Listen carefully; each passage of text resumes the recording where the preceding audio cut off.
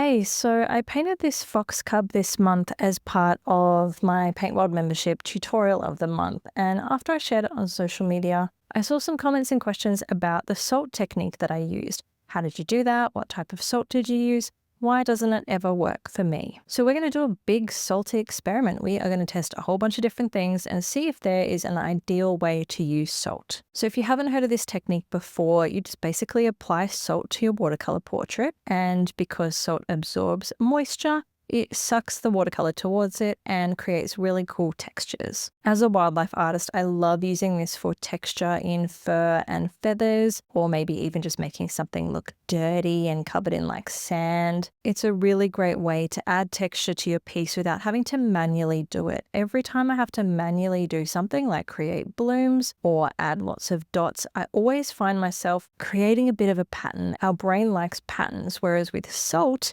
and even spritzing water on your paper, it is going to be more randomized. And to me, that just looks more natural and organic, which goes with the subjects that I paint. So what are we going to explore in this video? We are going to see whether there is an ideal dampness of paper that you should add the salt to get the best effect. We're going to test 6 different types of salt to see if one type is better than another. We're also going to compare the technique on different qualities of paint: student grade paint, transparent paints, opaque paints, granulating paints, staining paints, and single pigment paints. The reason that I threw in single pigment is just because all the other techniques are tested with Payne's Grey, which is a multi-pigment color. On the topic of paints, usually you'll see me painting with my own handmade watercolors. That's what I painted the fox cub in. However, handmade paints, they're not perfect. I mean, I know they are, but they're not, because they're made by hand. They don't go through a machine. So sometimes they do have their own texture in there. So I wanted to eliminate that from the test and make sure there's some consistency in there. So I thought, let's get the commercial brand and test with Winsor & Newton. We're going to test paper type. Does it change how it works on rough paper? Cold press, which most of us probably paint on. I certainly do. Hot press. And what about not 100% cotton paper? I'm also going to see if there's an ideal paint consistency to add it to as well. Really thick paint, somewhere in the middle, watery. What's going to be best? And now let's make some predictions. So I predict that the ideal dampness of the paper is going to be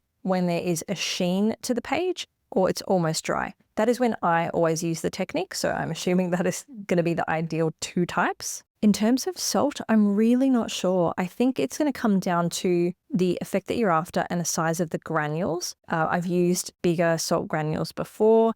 I've used really fine salt, and I think it just depends what you're after. I think I like the finer salt though. In terms of paint qualities, I reckon maybe the student grade paint won't work as well. I think it'll look good on transparent. Opaque, I feel like that might inhibit the effect of the salt because it's typically a bit thicker. I think granulation might interfere with it as well. I think the pigment particles in granulating paints, they're already heavy, they're already sinking to the bottom. It might not look as good. I reckon it won't be as obvious on staining because the idea of those colors is to stain the paper with color straight away. So I think the salt might have a hard time with that. And I don't really think there's going to be any difference with single pigment or multi-pigment paints. Paper type, I really think that it might struggle on the rough and the hot press. I know that it's going to work well on cold press because that's what I use all the time, but I think that the roughness might interfere with it and the hot press is maybe too smooth. I also just think the not 100% cotton paper will probably be bad as well. And then consistency,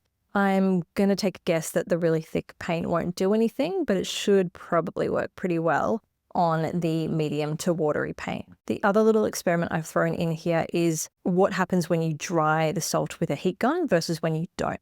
I always tell people not to use your heat gun. The heat gun's going to fuse the salt to the paper, but I want to see if that's actually true. So let's take a look at our first experiment. We are going to test the ideal dampness to apply salt on the page. I'm putting down a really wet, sloppy paint. You can see it very shiny. You can see the paper is already starting to buckle. All of these little tests, besides when we mess with the paper types, are going to be on Archer's 185 GSM cold press paper. I'm using sea salt here, well, for all of these experiments except the different types of salt. So I've just used a little salt grinder to put that on. And now here is the sheen. So a sheen is when you see that the paper is shiny, but it's not sopping. It's not even reflecting in the light of my studio lights, but when I tip the page up, you're going to see that it's still shiny. Just a little bit there. That's what I reckon the ideal dampness is. I already painted and dried the dry one, by the way. if you're wondering why that's down the bottom corner. But now I reckon this is going to work pretty well as well. This was similar to what the paper was in the Fox. It was actually what I thought was maybe a little bit too dry. This is almost dry, so you don't really see a sheen at all, but you can clearly see, and I'm just waiting for it here, you can clearly see that the paper is not completely flat, so it hasn't dried. And here are our results. So as expected, the wet paper was really meh. All it did is kind of expel everything out to the edges. I'm assuming it like dissolved into it as well because I couldn't really see very many granules left over. The sheen and the almost dry are looking really good. Obviously with the sheen, the effect is a little bit bigger, is greater. It was able to suck in more moisture versus the almost dry, which just had less moisture available. It's a little finer. And then it did absolutely nothing to the dry. Next, we are going to test whether different types of salt are better or worse than others, or whether there's even a difference at all. So we are going to test table salt, rock salt, pink Himalayan salt, cooking salt, sea salt, and Epsom bath salts. We are starting here with table. A little bit too much came out of that. Learnt my lesson to tap that gently. I don't actually know if there's a difference between table salt and cooking salt, or rock salt and cooking salt. I have no idea. If they're the same, my bad, but at least we had different granules. So we've got some bigger granules here that we are using for the rock salt. Whenever you do the salt technique, you can sprinkle it on or manually place the granules if you like. The pink Himalayan salt I've got here as well also has larger granules. So with all of these, I am aiming for a sheen on the page just because I know from experience and from the previous test, that is when you get the best results.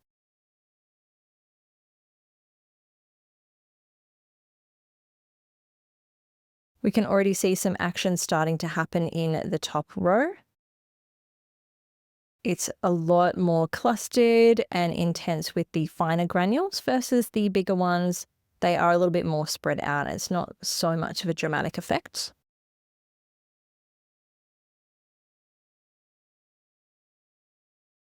Sea salt is the type that I have been using in my paintings and all the other experiments, so I expect that to perform pretty well.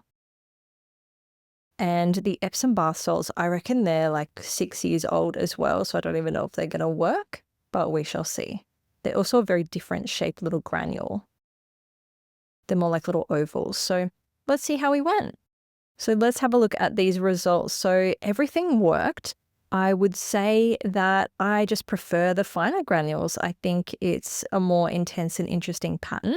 I think maybe it could be fun to use the larger granule salt in conjunction with the finer one, maybe to mix things up. But I don't particularly love the bigger granule ones. Maybe if there was just more on the page, it wouldn't look so bad, but it just looks a bit too sparse. I also don't particularly love using the bigger granules because as you can see, it leaves like a little bit of a stain in the center of the mark where the granule was sitting. It's like this in the finer stuff as well. It's just a lot less obvious. And you can see there with the Epsom bath salts, it left these little long shapes in the middle of the marks as well. But all in all, I think it's just going to come down to personal preference. They all work. Let's now pop on a salt experiment and dry it off with a heat gun. I debated how long to wait with doing this because obviously the quicker you dry it off, the less it's just got a chance to have an effect. Usually you let all of these kind of things air dry, but because I started drying it off partway before it was even able to really do anything, that was definitely, stopping it before its potential, which we'll see in the next one because I'll do the exact same thing. I decided to put both the small and the large granules just to see if there's any difference with how difficult it is to get them off the page at the end.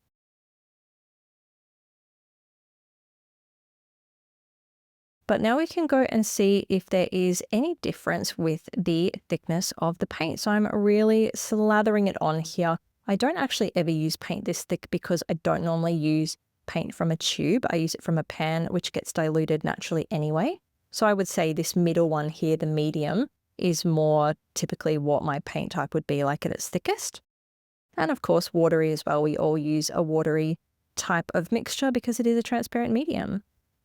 And naturally, as you change up the thickness, you change up the value. So that's why it gets lighter as well. Let's take a look at those results. So as you can see with the heat gun, because like I mentioned, I interrupted it by drying it off before it really had a chance to do anything, it is just not as intense as the air dry version. The thick paint really didn't do anything at all. It just couldn't get through it.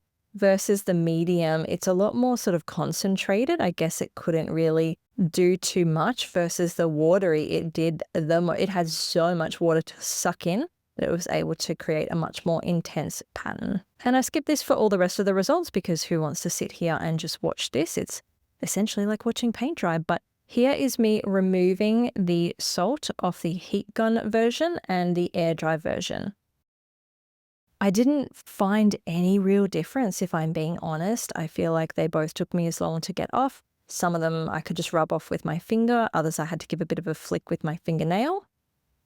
But it wasn't really any more difficult one from the other, so I can go against my own advice in future, I guess, and use a heat gun, but maybe not to dry something off straight away. Maybe just if it's had the cool effect already, but it's still a little bit damp, I don't need to be afraid of like fully drying it off so I can move on with the painting. It still comes off easy. Now for our different paint quality experiment. So we are going to start here with student grade paint. I'm using permanent rose.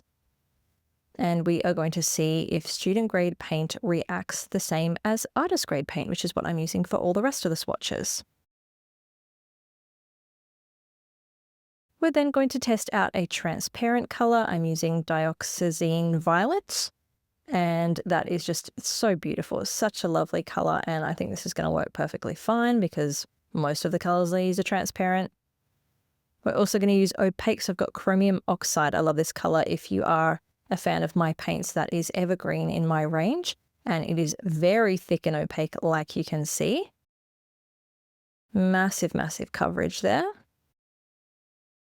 Then we're going to test out a granulating color. I'm using a French ultramarine, so I did want to water this down quite a bit as well, because if you use a granulating color in a really thick way, you don't see the granulating effect. So I thought better to have it a bit more watery than not. And then we're going to use Scarlet Lake for the staining color, so a really intense red. Again, I think it might not have the best effect on this one. I think it's just going to stain the paper immediately as it should. And then we're going to finish off with Winsor Blue Green shade just to have our single pigment color.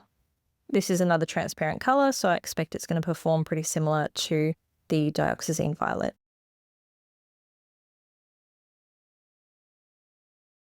And here are the results. The good news is it still works on every single color, so I don't feel like you need to fret when you're choosing colors to use the salt technique with. But I do think it worked particularly well with the transparent color and the single pigment color, which just so happens to be a transparent color. It still definitely works with the student grade. I don't feel like it had the strongest effect though. With the opaque, that seems to be the most concentrated one.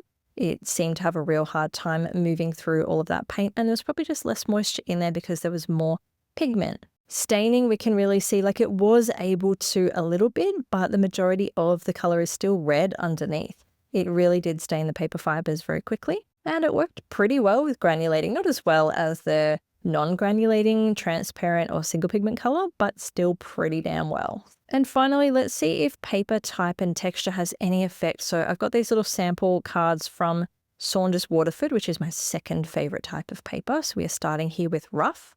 Then we are moving on to cold press, which I expect to perform just as well as everything else because all the other tests were on cold press paper as well.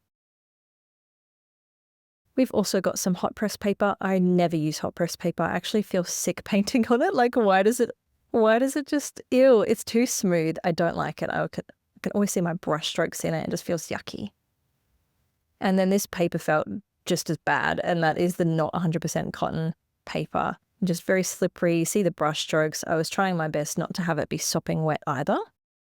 And let's take a look at the results. So surprisingly to me, it just worked well on every type of paper minus the not 100% cotton. It really didn't matter the texture, it still worked great. So rough, cold press and hot press all worked amazing. But the not 100% paper was really, really lame. And when I was removing the salt, it actually left like so many little dark tiny dots. But it didn't for all the other ones that I used this fine granule sea salt on, but this one really had these dots left behind. So it kind of had the opposite effect. Instead of having these big white blooms. It's got these tiny little dots everywhere. So there you have it. If you are looking to get the most out of the salt technique, aim to have a sheen or almost dry but not dry paper.